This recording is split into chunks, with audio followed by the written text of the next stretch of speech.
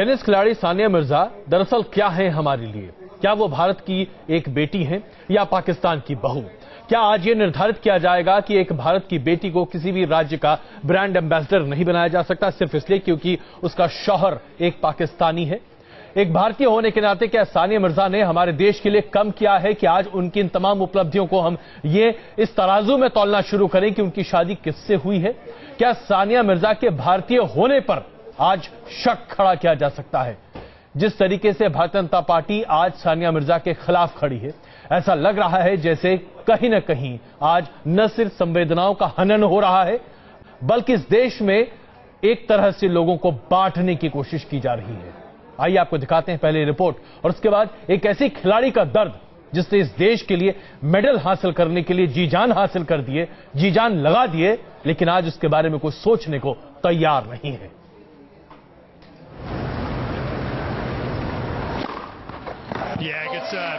अपनी ताकतवर सर्विस से विरोधियों के पसीने छुड़ा देने वाली सानिया मिर्जा अब नेताओं के स्मैश शॉट का सामना कर रही हैं। सानिया भले ही देश भर के युवाओं की रोल मॉडल हों, लेकिन नए राज्य तेलंगाना की ब्रांड एम्बेसडर बनना सानिया के लिए मुसीबत का सबब बन गया है। तेलंगाना बीजेपी के नेताओं ने सानिया को राज्य का ब्रांड एम्बेसडर बनाए जाने का विरोध किया है। विरोधियों का कहना है कि जिसने एक पाकिस्तानी खिलाड़ी से शादी की हो उसे तेलंगाना का ब्रांड एम्बेसडर कैसे बनाया जा सकता है? सानिया मिर्जा महाराष्ट्र का पैदाइशी है। हैदराबाद में वो अपना गेम हालत किया, अभी पाकिस्तान का अभी जो बहू बन गया था। सानिया के खिलाफ खड़े हुए बीजेपी नेताओं के साथ कांग्रेस नेता हनुमंत राव भी सुर मिला रहे हैं। Whereas ambassador, you are putting a lady, she married from Pakistan. It is not justable. It is not fact. It is not justice. This is the people version. What I want to say. विरोध से विवाद में तब्दील होता हुआ ये मामला media की सुर्खियां बना तो सरकार ने भी तुरंत सफाई दी। Sania Mirza is a pride of India, and Sania Mirza has an international standing on her own, and it's pride for India. So we have no objection. Actually, she is pride of India. She is brand ambassador of India. सरकार भले ही सानिया को देश का गौरव बता रही हो, लेकिन इस मामले में बीजेपी में दो राय साफ दिखाई दे रही हैं। I agree with the BJP people that when people have divided loyalties, we cannot expect them to represent the country or any part of the country faithfully. Brand ambassador बनाए जाने पर मचे बवाल से सानिया भी काफी आहत दिखी। सानिया ने अपने विरोधियों को जवाब देते हुए ट्विटर पर लिखा, मैंने शोएब मलिक से शादी की है जो कि पाकिस्तानी है, लेकिन मैं भारतीय हूं और मरते दम तक भारतीय रहूंगी। कुछ लोग अगर सानिया का विरोध कर रहे हैं तो सानिया का समर्थन करने वालों की भी कमी नहीं है। बहुत ही नैरो माइंडेडनेस है इनका, किसी का भी जो इस तरह की बातें करता है। ये एक लड़की हमारे हैदराबाद और आंध्र प्रदेश का एक यूं समझिए कि वैल्यूएबल एसेट है। इस देश की इज्जत दुनिया के अंदर उसने बढ़ाई है और तेलंगाना स्टेट ने अगर उसको ब्रांड एम्बेसडर बनाया है तो ये एक अच्छा कदम है। यूएस ओपन और ऑस्ट्रेलियन ओपन में विरोधियों के छक्के छुड़ा चुकी सानिया मिर्जा अब पॉलिटिक्स ओपन का सामना कर रही हैं। सानिया के पिछले प्रदर्शन को देखते हुए उम्मीद है कि सानिया यहां भी विरोधियों का सामना डटकर करेंगी। बहस जारी है कि आखिरकार सानिया मिर्जा भारत की बेटी है या फिर पाकिस्तान की बहू है, और ऐसे में तमाम राजनीतिक दल अपनी अपनी राजनीतिक रोटियां सेकते नजर आ रहे हैं। लेकिन जनता जानती है कि आखिरकार इस फैसले के पीछे का सच क्या है और राजनीतिक दलों की बयानबाजी का मकसद क्या है। वीडियो जर्नलिस्ट कमल किशोर के साथ मौजवेंद्र कुमार, न्यूज नेशन। राजनीति के कोर्ट में आज सानिया मिर्जा को ही टेनिस बॉल बना दिया गया है और ये मैच खेला जा रहा है कांग्रेस और भारतीय जनता पार्टी के बीच में। क्या वाकई में सानिया मिर्जा जैसी शख्सियत का ये हश्र होना चाहिए था? सानिया ने हमारे देश की इज्जत कई बार बहुत आगे बढ़ाई है, 4 चांद लगाए हैं। जाहिर सी बात है ऐसी खिलाड़ी के लिए इससे ज्यादा दुर्भाग्यपूर्ण कुछ नहीं हो सकता। सानिया मिर्जा ने अपना दर्द बयां किया है। उन्होंने खास तौर पर ट्वीट के जरिए और बयान जारी कर स्पष्ट किया है कि किस तरीके से हैदराबाद में उनके 5 जनरेशंस रहा करती हैं। 1 सदी यानी कि 100 साल से वहीं पर रह रहे हैं सानिया मिर्जा और उनके परिवार वाले। ऐसे में क्या आज वाकई में अपने आप को सही ठहराने की जरूरत पड़ रही है? क्या राजनीति का स्तर आज हमारे देश में इतना गिर चुका है? इस पर हम चर्चा भी करना चाहेंगे। हमारे साथ संबित पात्रा भारतीय जनता पार्टी से, प्रियंका चतुर्वेदी कांग्रेस से और सामाजिक कार्यकर्ता नूतन ठाकुर जुड़ रहे हैं। आज सबों से चर्चा करें। इससे पहले जरा एक खिलाड़ी के दर्द को देखिए और उसके बाद इस चर्चा को आगे बढ़ाते हैं कि क्या वाकई में अब इस पर भी बहस होनी चाहिए थी। विवादों से सानिया मिर्जा का पुराना नाता रहा है। कभी भारत की फैशन आइकन रही सानिया ने 2010 में पाकिस्तानी क्रिकेटर शोएब मलिक से शादी की। आई एम श्योर एवरीबडी, आप लोगों की जल्दी से शादी हो गई। विवाद सानिया की शादी को लेकर भी हुआ। लोगों ने पाकिस्तान की बहू बनने के सानिया के फैसले पर सवाल उठाए। क्या दिखा ऐसा कि आपने जल्दी से इनसे शादी कर ली? खूबसूरत है, क्रिकेट भी ठीक ठाक खेल लेता है, सब कुछ बढ़िया है, but what is the personal thing है? मैंने तो बहुत कुछ देखा है इनमें। सवाल इस बात को लेकर भी उठे कि शादी के बाद सानिया भारत के लिए खेलेंगी या पाकिस्तान के लिए। और अब सवाल सानिया के हैदराबादी होने पर है। तेलंगाना का ब्रांड एम्बेसडर बनाए जाने पर विवाद खड़ा हुआ तो पलटवार सानिया मिर्जा ने भी किया। खुद को पाकिस्तान की बहू और गैर हैदराबादी बताए जाने पर सानिया ने ट्विटर के जरिए हमला किया। मुंबई में पैदा हुई सानिया मिर्जा को हैदराबाद से बाहर का बताया गया तो सानिया ने जवाब इस पर भी दिया। सानिया ने लिखा, मैं मुंबई में पैदा हुई क्योंकि मेरी मां को उस वक्त एक विशेष हॉस्पिटल की जरूरत थी।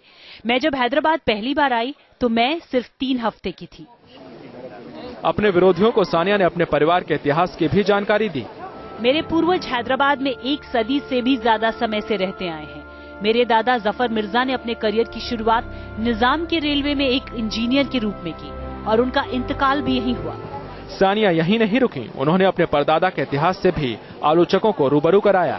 मेरे परदादा मोहम्मद अहमद मिर्जा भी हैदराबाद में ही पले बढ़े और उनके पिता अजीज मिर्जा हैदराबाद के निजाम के तहत गृह सचिव थे।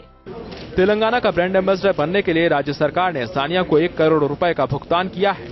सानिया के विरोधियों ने सवाल इस रकम पर भी उठाए हैं, लेकिन सानिया ने पैसों पर उठाए जा रहे सवाल पर अभी तक कोई जवाब नहीं दिया है। Team news nation. तो ये खिलाड़ी का दर्द जो हिंदुस्तान का सर हमेशा ऊंचा करते चली आ रही है। संबित पात्रा जी, भारतीय जनता पार्टी जब सत्ता में नहीं थी तो यह आश्वासन दिया गया कि अच्छे दिन आने वाले हैं। क्या यही अच्छे दिन है कि नित्य दिन नए विवाद पैदा होते जा रहे हैं? जो लोग नेशनल आइकॉन हैं, जिनके ऊपर हमारा देश फक्र करता है, आज उनके ऊपर भी सवाल खड़े कर दिए जाएं? क्या भारतीय जनता पार्टी के विधायक और नेता आज यही सब करते हुए दिखाई देंगे?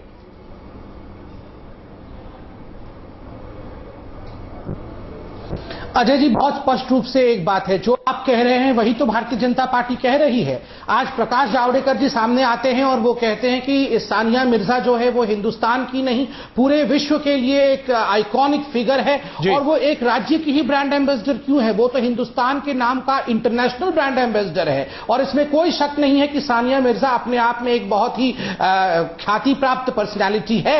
मगर दुखद विषय है कि जिस टिप्पणी को लेकर आज हम डिबेट कर रहे हैं, वो टिप्पणी अगर बीजेपी के एक एमएलए लक्ष्मण साहब ने किया है तो उससे ज्यादा भयंकर टिप्पणी हनुमंत राव, जो कि ऑल इंडिया कांग्रेस कमेटी के सेक्रेटरी है, साउथ इंडिया के कांग्रेस से जाने माने लीडर हैं और राज्यसभा के मेंबर ऑफ पार्लियामेंट भी हैं, उन्होंने भी किया है। और कहीं ना कहीं संबित जी, हमने दोनों टिप्पणियां दिखाई हैं और जाहिर सी बात है इसकी बात प्रियंका जी से भी हम करेंगे, लेकिन संबित जी सवाल यहाँ ये उठ खड़ा है। बिल्कुल, और हम यही आज सवाल आपके सबसे पहले आपसे इसलिए पूछा क्योंकि आप सत्ताधारी पार्टी हैं और ऐसे में सबसे बड़ी बात यहां पर निकल कर आती है कि जब किसी एक ऐसे व्यक्ति को जिसने देश का नाम हमेशा ऊंचा किया है, उसे यह साबित करना पड़े कि वो हिंदुस्तानी पहले है, तो वाकई में अफसोसजनक है। क्या प्रकाश जावड़ेकर को यह टिप्पणी देने के लिए सामने आने की जरूरत थी? क्या आपकी पार्टी ने कोई भी एक्शन उस व्यक्ति के खिलाफ इनिशिएट करने की बात तक कही जिसने इस बात को सबसे पहले सार्वजनिक किया? क्यों भारतीय जनता पार्टी आज इस तरीके से बातें कहती दिखाई दे रही है? आज हम इसी पर सवाल करना चाहते हैं।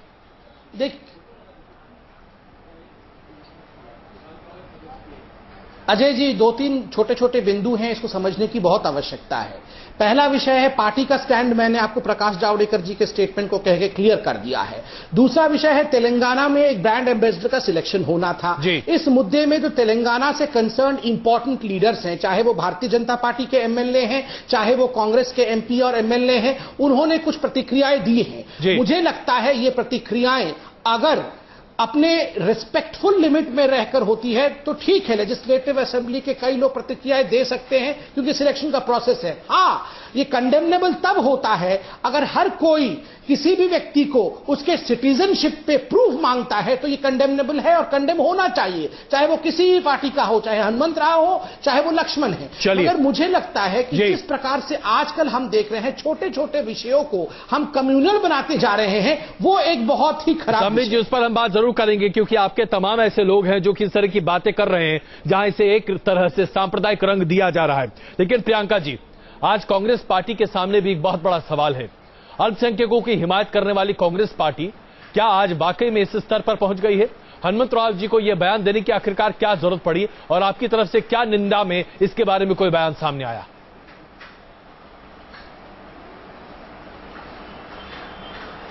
नहीं, देखिए, हम बहुत स्पष्ट हैं, कांग्रेस का स्टैंड बहुत क्लियर है और इसमें बार बार कोई क्लियरेंस की जरूरत ही नहीं है और क्लैरिफिकेशन की जरूरत नहीं है कि हनुमंत राव ने जो बयान दिया वो एक रिएक्शन में दिया, जो कि भारतीय जनता पार्टी के एक प्रतिनिधि ने दिया था, उस पर उन्हें एक बयान दिया जिसके हम समर्थन में नहीं हैं।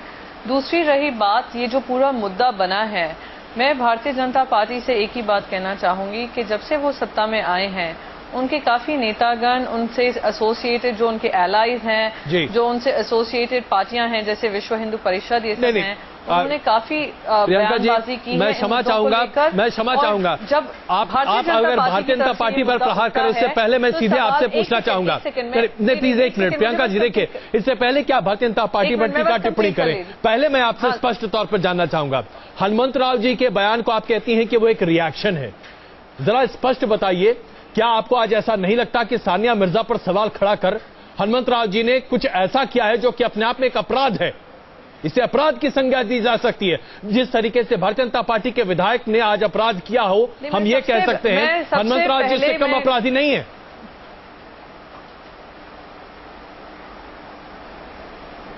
मैं सबसे पहले आपको ये स्पष्ट कर देना चाहूं कि सानिया मिर्जा एक बेटी और बहू से पहले वो एक बहुत ही सक्षम स्पोर्ट्स पर्सन है, जिनके ऊपर किसी तरीके का ना ही उनके रिलीजन को ला सकते हैं, ना ही उनके कैरेक्टर को ला सकते हैं, ना ही उन्होंने किससे शादी की है उसको ला सकते हैं।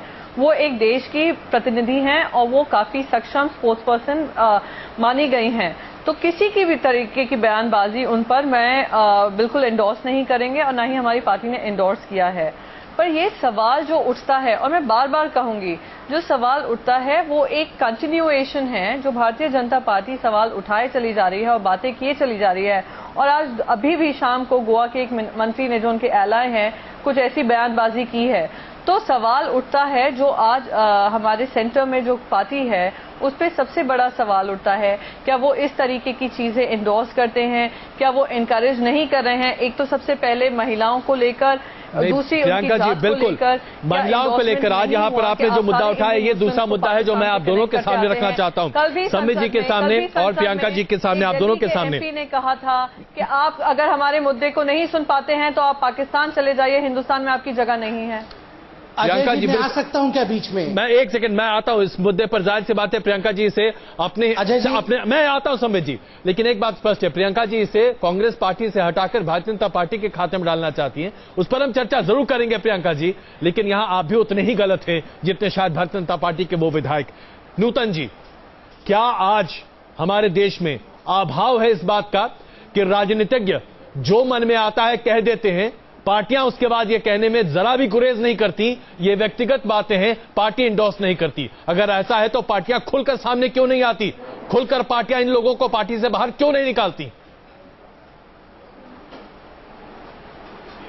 देखिए, सबसे पहली बात तो मैं ये कहूंगी कि इस मुद्दे पे राजनीति नहीं होनी चाहिए और ये अच्छी बात है कि अगर सानिया मिर्जा जी एक महिला भी, और मैं सबसे पहले तो ये कहूंगी कि वो किसी पहचान की मोहताज नहीं है कि अगर वो तेलंगाना की ब्रांड एम्बेसडर बनाई जाती इससे उनकी पहचान है।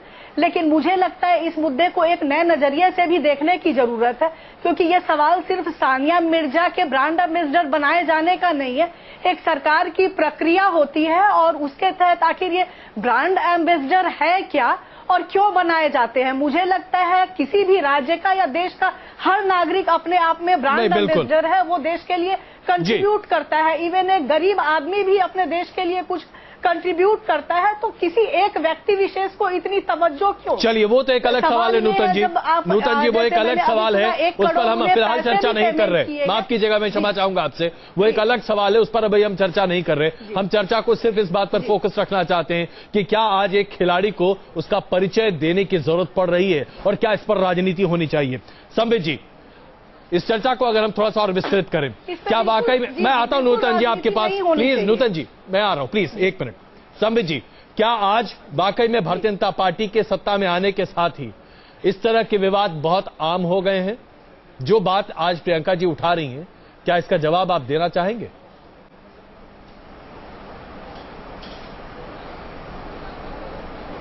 देखिए अजय जी, बहुत महत्वपूर्ण विषय मैं बहुत संजीदगी के साथ रखना चाहूंगा। मैं बार बार कहता आया हूं कि राजनीति में, पॉलिटिक्स में दो बहुत महत्वपूर्ण गुण होते हैं। एक होता है पॉलिटिशियन और राजनीतिज्ञ जो है वो मैच्योर होना चाहिए, और दूसरा होता है वो बहुत सेंसिटिव होना चाहिए। आप देखिए किस प्रकार से हाल फिलहाल में बहुत छोटे छोटे मुद्दों को out of the proportion blow करके बड़े इमेच्योरिटी के साथ पेश किया गया है, और इतने इमेच्योरिटी के साथ पेश किया गया है कांग्रेस के लीडर्स के द्वारा, ऑपोजिशन के लीडर्स के द्वारा, कि यहां दंगे भड़कने तक का सवाल आ जाता है देश में। जिस प्रकार कल शिवसेना के कुछ एमपीज ने बदतमीजी की, मैं तो उसे बदतमीजी कहूंगा, उसको एक कम्युनल कलर देने की कोशिश की गई कांग्रेस के तमाम एमपीज द्वारा और नेताओं द्वारा, और जिस प्रकार से आज इस विषय को भी बहुत सटल वे में कम्युनलाइज करने की कोशिश की जा रही है, यह अपने आप में दर्शाता है कि कांग्रेस कहीं न कहीं मैच्योरिटी और सेंसिटिविटी खोते जा रही है। जी प्रियंका जी। बहुत बहुत संबित जी ने हमें बहुत ज्ञान दिया मैच्योरिटी के ऊपर और सेंसिटिविटी के ऊपर। उनसे जरा पूछा जाए कि जो उनके दिल्ली के सांसद हैं, संसद में कल उन्होंने बोला कि जो हमारी बात सुनते हैं वो हिंदुस्तान में रहें, बाकी सब पाकिस्तान चले जाएं, वो बहुत ही मैच्योर स्टेटमेंट था। बार बार एक स्टेटमेंट करने के बाद अपोलोजाइज कर देना, ये आपकी एक वो लाइन बन गई है कि आप लोग बात बोल देते हैं और फिर कहते हैं कि मैच्योरिटी से हैंडल करना चाहिए, हम माफी मांगते हैं। कुछ जब आप मैच्योरिटी का ज्ञान और पाठ पढ़ाते हैं संबित जी, तो आप पे 5 उंगलियां, आप पे 4 उंगलियां आप पर वापस पॉइंट आउट करती हैं किस तरीके की आप राजनीति कर रहे हैं। ये छोटे छोटे मुद्दे ही आने वाले समय में बड़े मुद्दे बनेंगे, और जो आप कर रहे हैं विश्व हिंदू परिषद को नहीं के बारे में कुछ नहीं बोल रहे हैं, प्रवीण तोगाड़िया के ऊपर कुछ नहीं एक्शन ले रहे हैं, ना ही शिवसेना एमपीज के ऊपर कोई एक्शन ले रहे हैं, वो बहुत स्पष्ट करता है कि आप ऐसी बातों को एंडोर्स करते हैं। आज गोवा के मंत्री ने भी एक स्टेटमेंट बयान दिया है, प्रियंका जी, मैं क्षमा चाहूंगा आपसे, हमारे पास वक्त कम है, इसलिए चर्चा को मैं बहुत तेजी से आगे ले चलना चाहूंगा। हिपोक्रेसी ज्यादा दिखती है। मैं बहुत क्षमा चाहूंगा आपसे, लेकिन इस वक्त कम की वजह से संबित जी जरा बहुत छोटे शब्दों में इसका नहीं, संबित जी जरा एक बात बताइए, आपने कहा छोटी छोटी बातों को तरजीह दी जाती है, इन छोटी बातों को बड़ा बना कौन रहा है संबित जी?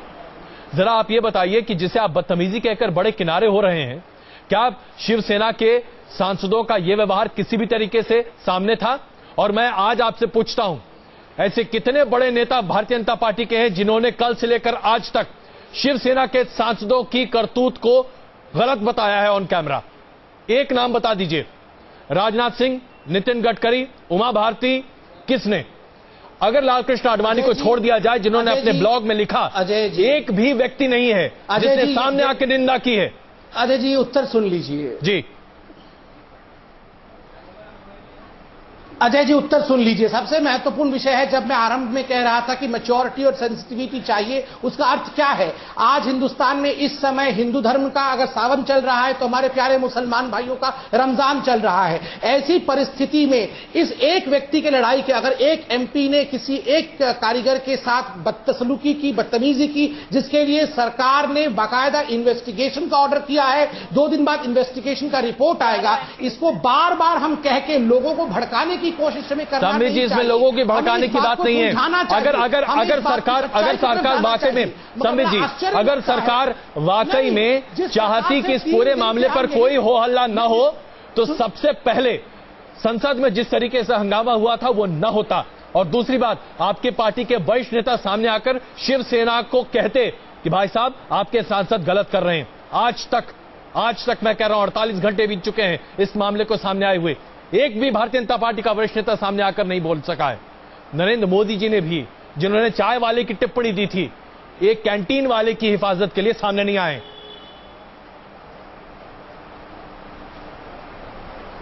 अजय जी, अब मैं उत्तर दे दूं जरा। अजय जी, आप अगर एल.के. आडवाणी जी को वरिष्ठ नेता नहीं मानते हैं तो वो मुझे बड़ा कष्ट होता है। आप अगर parliamentary affairs minister Venkaiah Naidu ji को वरिष्ठ नहीं मानते हैं तो मुझे बड़ा कष्ट होता है। राजीव प्रताप रुड्डी जी बाहर आके इसकी निंदा करते हैं और कहते हैं कि हम प्रोब कर रहे हैं। संवैधानिक प्रणाली में प्रोब हमेशा होना चाहिए, बिना इन्वेस्टिगेशन के पार्लियामेंट कोई भी एक्शन ले ये उचित नहीं है। और दूसरा महत्वपूर्ण विषय है, हम फिर भी नहीं समझ पा रहे। अब देखिए, 3 दिन पहले काटजू वाले इशू में कांग्रेस के तमाम प्रवक्ता और कांग्रेस के तमाम नेता गुफाओं और कंदराओं में घुसे हुए थे, वो बाहर तक निकल नहीं रहे थे। वो एक सीरियस मुद्दा था, किस प्रकार प्राइम मिनिस्टर गलतियों पे गलतियां कर रहे थे। और आज जैसे ही हिंदू मुस्लिम शब्द सुन लेते हैं, कांग्रेस के प्रवक्ता और नेता बाहर आकर भड़काने की और उकसाने की कोशिश करते हैं। मेजॉरिटी के पास जवाब नहीं होता तो वो टॉप। बिल्कुल जाहिर सी बात है, प्रियंका जी इसका जवाब देना चाह रही है, लेकिन हमारे पास वक्त बहुत कम है, इसलिए इस चर्चा को हम आगे नहीं बढ़ा पा रहे। लेकिन एक बात तो तय है, भारतीय जनता पार्टी इन तमाम मुद्दों से अपने आप को किनारे जरूर रखना चाहती है, लेकिन क्या करे, अपने सहयोगियों की वजह से और शायद अपने कुछ एक विधायकों और नेताओं की वजह से भारतीय जनता पार्टी उस दलदल में धंस रही है जिससे बचने की वो कोशिश कर रही है।